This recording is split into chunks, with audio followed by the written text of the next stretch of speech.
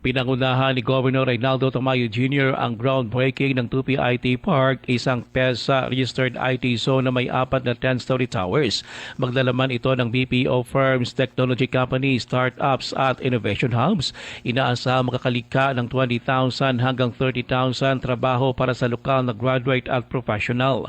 Sa Tantangan South Cotabato, pinatayo naman ang 99 megawatt solar power plant sa Barangay Magon na sumasakop sa 128 hektarya at may kasamang 69 kV substation.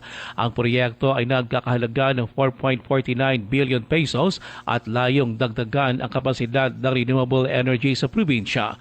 Sa Coronadal City, na-turnover na sa LGU ang Central Supermarket Complex, binubuo ng dalawang 3-story buildings at nagkakahalaga ng 300 million pesos na magpapasigla sa kalakalan sa lungsod. Sa Tupi, naipatayo ng Century Pacific Food ang kanilang coconut processing sa pamamagitan ng bagong pasilidad mula sa Roja Sigma AgriVentures Incorporated.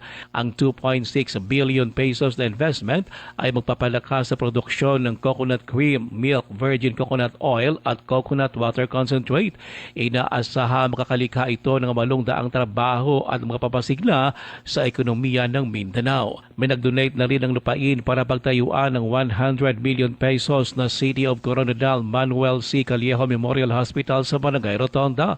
Ang ospital ay magsisilbing referral facility ng South Cotabato Provincial Hospital na makatutulong upang mabawasan ang congestion at mapalakas ang lokal na serbisyong pangkalusugan.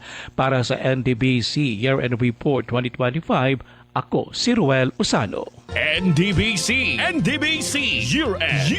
Year-End Reports.